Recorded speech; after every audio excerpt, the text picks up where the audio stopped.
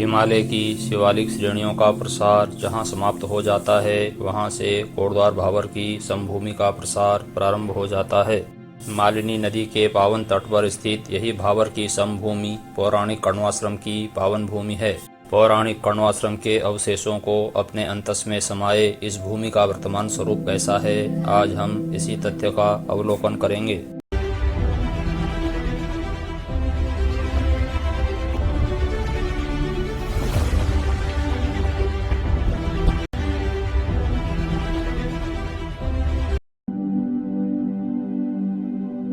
भारत महान, जो अतीत में आर्यावर्त के नाम से जाना जाता था, अपने समृद्ध ज्ञान विज्ञान के चलते विश्वगुरु बनकर समस्त विश्व में समादृत रहा। राजनीतिक रूप से समस्त विश्व पर शासन करते हुए भूमंडल को नियंत्रित करता रहा। अपनी उन्नत व्यापारिक परंपरा के कारण सोने की चिड़िया बनकर विश्व भर को अपनी ओर आकर्षित करता रहा। समय का एक कालखंड वह भी आया जब इस देश की सम्मोहित कर देने वाली समृद्धि की चकाचौंध में मदान्ध होकर विदेशी आक्रांता भारत पर बार बार आक्रमण करते रहे, उसकी अर्जित संपदा का दोहन करते रहे। कालांतर में समय का वह कालखंड भी आया जब भारत विदेशी आक्रांताओं द्वारा फैलाए गए प्रतंत्रता के पास में फंसता चला गया। गुलामी के इस दौर में देश ने अपनी अर्जित संपदा तो लुटाई ही, साथ ही लुटा बैठा अपना ज्ञान और विज्ञान, अपनी सांस्कृतिक चेतना, स्वाभिमान और अपना दिव्य भव्य इतिहास। आजादी की चेतना जगी तो संघर्षों की एक लंबी कहानी चली। कितने सिर कटे, कितने सुहाग लुटे, कितनी गोदें सूनी हुई, तब कहीं जाकर आजादी की सौगात मिली। स्वतंत्र भारत के प्रथम प्रधानमंत्री पंडित जवाहरलाल नेहरू सन 1955 में जब रूस की यात्रा पर थे, तब उनके स्वागत में महाकवि कालिदास द्वारा रचित अभिज्ञान शाकुंतलम नामक नाटक का मंचन किया गया। रूस के पत्रकारों द्वारा जब नेहरू जी से अभिज्ञान शाकुंतलम में वर्णित भारत देश को अपना नाम देने वाले राजा भरत की जन्मस्थली के बारे में पूछा गया, तो वे भला उस स्थान के बारे में क्या जानकारी प्रदान कर पाते जिसे हम पहले ही भुला चुके थे।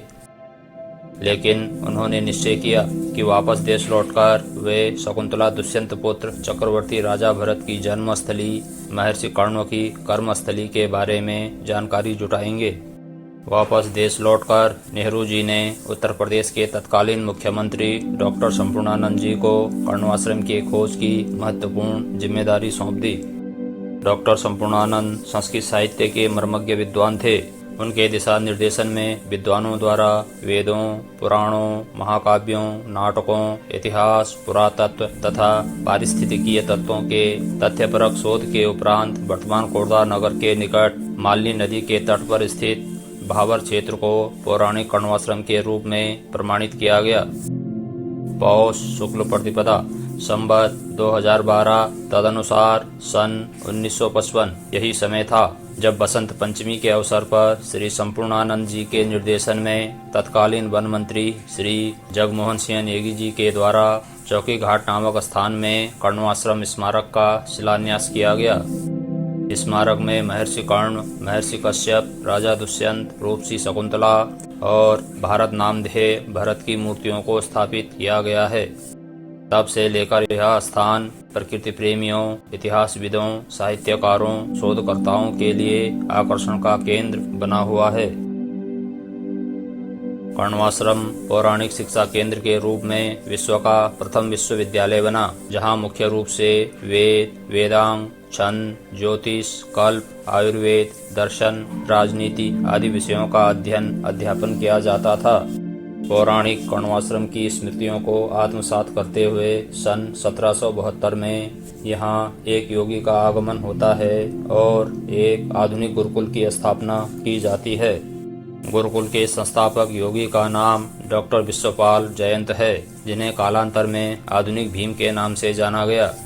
डॉक्टर विश्वपाल जयंत अपने आप में चमत्कारिक व्यक्तित्व हैं, जो योग जनित चमत्कारों से देश की ही नहीं विदेशी जनता को भी आश्चर्यचकित करते रहे हैं। योग शक्ति के द्वारा लोहे को कागज की तरह फाड़ देना, मोटे सरिये को आंख से मोड़ना, शरीर पर पत्थर तोड़वाना, ट्रैक्टर को सीने पर चढ़वाना, 2 वाहनों को अपने हाथों से रोक देना उनके चमत्कारपूर्ण कृत्यों में हैं।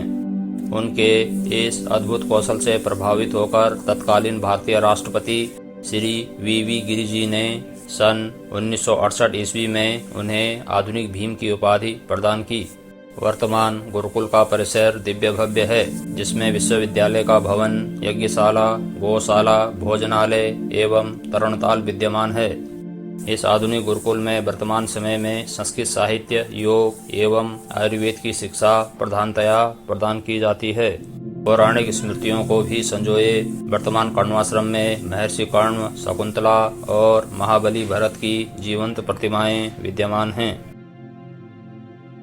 पौराणिक कर्णाश्रम अपने दिव्य भव्य आकार प्रकार के लिए ही नहीं, अपनी उदात्त मानवीय संवेदनाओं के लिए भी विख्यात रहा है, जहां मानवों से ही नहीं पशुओं से भी मित्रवत व पुत्रवत व्यवहार किया जाता रहा है। अभिज्ञान शाकुंतलम के अनुसार जब हस्तिनापुर नरेश राजा दुष्यंत आखेट करते हुए कर्णाश्रम पहुँचे तो ऋषियों द्वारा उन्हें आखेट करने से रोका जाता है और स्पष्ट बताया जाता है कि यहाँ के पशु उनके लिए पुत्रवत हैं, उनकी हिंसा करना अपराध है। महर्षि कर्ण की पालिता पुत्री शकुंतला को भी पशुओं से, विशेषकर मृगों से अत्यधिक प्रेम था। शकुंतला जब कर्णाश्रम छोड़कर अपने पतिगृह जाने को तत्पर होती है तो एक मृग उनके वस्त्रों को पकड़कर उसे कर्णाश्रम नहीं छोड़ने का अनुनय करता हुआ भावुक दृश्य उत्पन्न कर देता है। वन्यजीव संरक्षण के इन्हीं उद्देश्यों से प्रेरित होकर वर्तमान कर्णाश्रम परिसर में एक अभयारण्य की स्थापना की गई है। इस अभयारण्य में मृगों को संरक्षित करके रखा गया है। दिन भर अभयारण्य में विचरण करने के बाद जब प्रत्येक सायं मृगों का समूह वापस लौटने लगता है तो दृश्य देखते ही बनता है। मृग प्रेमी शकुंतला की स्मृतियां फिर से जीवंत हो उठती हैं। कर्णाश्रम के पतन के पश्चात जब उत्तराखंड की धरा पर राजवंशों की स्थापना हुई तो पर्वतीय राजाओं द्वारा अपनी सुरक्षा हेतु यहाँ पर सैनिक चौकियों की स्थापना करने की परंपरा रही है। पर्वतीय तथा मैदानी भूभाग का संधि स्थल होने के कारण यहाँ पर दोनों ही क्षेत्र के व्यापारी एकत्र होकर परस्पर आवश्यक वस्तुओं का आदान प्रदान किया करते थे। पर्वतीय व्यापारी जहां मोटा अनाज, दालें और मालनी नदी घाटी में उगने वाले उत्तम कोटि के चावलों का निर्यात किया करते थे, वहीं बदले में मैदानी व्यापारियों से नमक, गुड़ और खाद्य तेल विशेष रूप से खरीदा करते थे। वस्तु विनिमय की यही परंपरा धीरे धीरे मेले के रूप में परिवर्तित होती चली गई। कालांतर में जब 1956 ईस्वी में कर्णाश्रम विकास समिति का गठन किया गया तो इस समिति के तत्वाधान में मेले को एक व्यवस्थित रूप में संचालित करने की व्यवस्था की गई। तब से लेकर यहाँ प्रतिवर्ष वसंत पंचमी के अवसर पर मेले का आयोजन किया जाता रहा है। मेले में महर्षि कर्ण, विश्वामित्र, कश्यप, शकुंतला, दुष्यंत, भरत आदि पौराणिक व्यक्तित्वों का सादर स्मरण किया जाता है।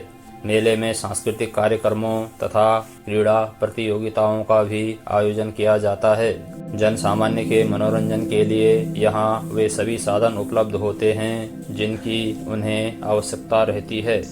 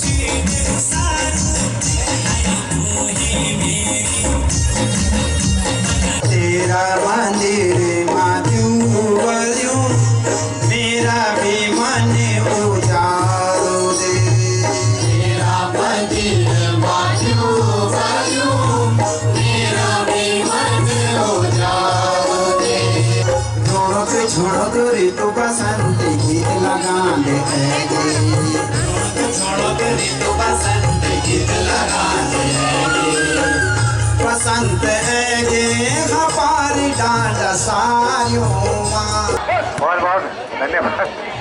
आपने तारीखों का पुल बांध दिया, उसमें धन्यवाद करता हूँ मैं।